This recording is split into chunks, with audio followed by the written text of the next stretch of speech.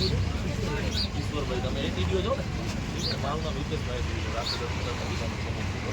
હવે આ રીતે તો કોઈ સંજોગે વસ્તુ નહીં થાય, કારણ કે આનામાં સરપંચે લખીને આપી દીધું છે. તમે સરપંચના રૂએ વાત કરો છો ને, તો સરપંચે લખીને દીધું છે કે ભાઈ બધાનું તૂટતું હોય તો તૂટે, બાકી આમ કોઈ એકનું તોડવા માટેનો પ્રશ્ન ઊભો નહીં થાય. અને તે છતાંય આ દુકાન અંગેના દરેક બીજા કાગળિયા ઘણા બધા દેખાઈ રહ્યા છે. તો આપે એમને સાંભળવાનું કે કોઈ પ્રકારની કોઈ એમને સમય જ નથી આપ્યો, તો પછી તમે આજે ને આજે આ બધી તોડવાની કઈ પ્રક્રિયા કરી રહ્યા છો? સરપંચ તમે સાથે રાખ્યો છે, સરપંચ શું કહેવા માંગે છે, શું કહે છે સરપંચ? તો તાલુકાની જવાબદારી છે, તો તમે સમય લ્યો ને.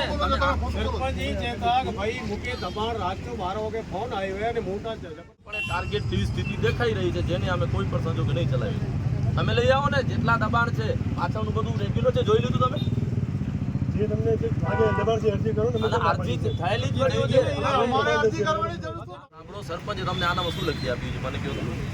ઓફિસ તો કહે છે કે બધાનું ઓટે તો ઓટે આરે બેઠો છે તાલુકાની નોટિસ ને ઈ થશે. ઈશ્વરભાઈ થશે, પણ હું કહી દઉં કે આમ એકદમ જાણે સ્પષ્ટપણે દેખાઈ આવે કે તમે કોઈકને ટાર્ગેટ કરી અને તોડી પાડવાની જે પ્રવૃત્તિ કરી રહ્યા છો એનામાં નહીં થાય. કરી નાખશે, થઈ જશે. હાલના તબક્કે અમે એ કહી રહ્યા છીએ કે જો ખોટું તંત્ર અને સુપરસીડની જે ધમકી આપે છે ને, એ તદ્દન અયોગ્ય છે. કોઈ કરી જ ન શકે. એનો મતલબ એ પોતાનું કોઈ પણ વ્યક્તિગત સ્વાર્થ હેતુ તમને હેરાન કરે. આ સીધી લીટીની વાત છે. એટલે તમે મક્કમ છો ને, તો આ કોઈ ખોટી રીતે કનકડત જે થઈ રહી છે ને, એ કોઈ સંજોગે નહીં થાય. અને એવું નથી જેમ તમે કહી રહ્યા છો ને, તમે આ ગામના પ્રથમ નાગરિક છો, જેમ તમે કીધું કે બધાનું દબાણ હટતું હોય તો તમને વાંધો નથી, તેમ અમે પણ કહીએ છીએ. એનામાં કોઈ પણ કોઈ પ્રશ્ન ઊભો નહીં કરે, અમે તમારી સાથે રહીશું. નિયમ પ્રમાણે હું સાથે છું. હા, નિયમો પ્રમાણે. હા, નિયમો જે નિયમો મુજબ થાય એ રીતે, બરોબર ને?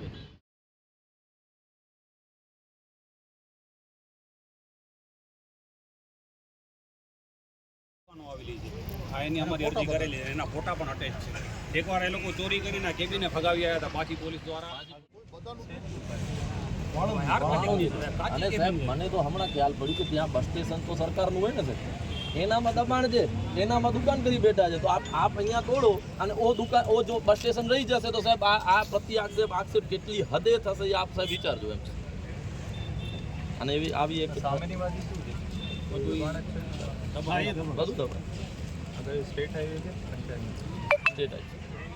અને સાહેબ આ જે આ દુકાન સંદર્ભનું છે ને, તે વખતનું પંચાયત દ્વારા 1993 તમે કોઈ ગ્રામ પંચાયતને સુપરસીડ કરવાની ધમકી આપો છો. આ તો નથી બોલતા સરપંચ સાહેબ. ડીડીઓ સાહેબને હમણાં જ ફોન કર્યો. ડીડીઓ સાહેબ મિટિંગમાં જે મને એમને હું મળવા પણ જાઉં છું. તાલુકા પંચાયત કઈ રીતે ડાયરેક્ટ એમ કહે છે કે ના અમે કે સુપરસીડ કરી નાખશું. ઓલો સરપંચ રડે છે અત્યારે, બોલો બેનને કઈ થઈ જશે જવાબ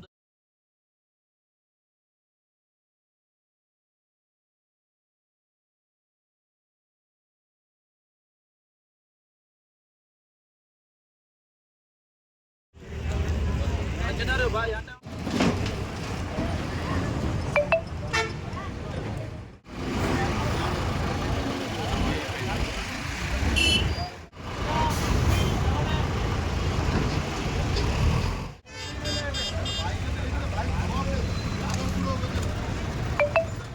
કામગીરી કરવામાં આવી, એકતરફી આ કામગીરી કરી હોવાના જે આક્ષેપ થઈ રહ્યા છે, શું કહેશો?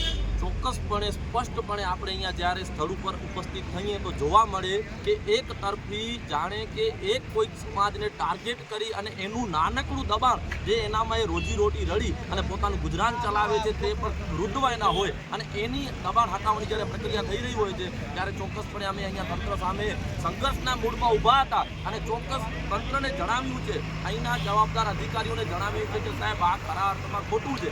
અમે સ્પષ્ટપણે તમને અહીંના અન્ય કેટલા બધા દબાણો છે તમે બતાવીએ અને તમે ફક્ત કોઈ એક જાતિ યા એક કોઈ ધર્મના વ્યક્તિને ટાર્ગેટ કરી અને જો એનું દબાણ તમે હટાવવાની પ્રક્રિયા કરશો તે કદાપી ચલાવવામાં લેવામાં આવશે નહીં. જ્યારે અમે અહીંયા આવીને જોઈએ છીએ તો આ એક નાનકડું એક કેબિન છે જેના જે તે વખતે 1993ના સરપંચો દ્વારા કે જે તે ગ્રામ પંચાયતો દ્વારા કાગળિયા પણ ઊભા થયેલા છે અને જે ફરિયાદી છે એના પાછળ તો બહુ મોટું દબાણ થયેલું છે અને અહીંનું દુઃખ સાથે એ પણ કહી શકાય કે અહીંનું એક બસ સ્ટેશન છે જે પણ દબાણમાં છે અને આ રોડ ઉપર બંને સાઈડ ધંધાદારીઓ દ્વારા નાના મોટા દબાણો કોઈ પણ તાલુકા પંચાયતને નજરે ન પડ્યા અને ફક્ત આ એક દબાણ નજરે પડ્યું એટલે સ્પષ્ટપણે આપણે કહી શકીએ કે આ એક તરફી અને કોઈને ટાર્ગેટ કરી અને કોઈને હટાવવાની પ્રક્રિયા થઈ રહી હતી. આ સંદર્ભે મામલતદાર શ્રી સાહેબ જ્યારે બધી વાત થઈ, દરેક કાગળિયા આ સંદર્ભે બતાવ્યા, ત્યારે સાહેબે પણ હકારાત્મક વલણ દર્શાવી અને આ બાબતે ચોક્કસ તપાસ થાય એના બાદના નિર્ણયની વાત કરી છે.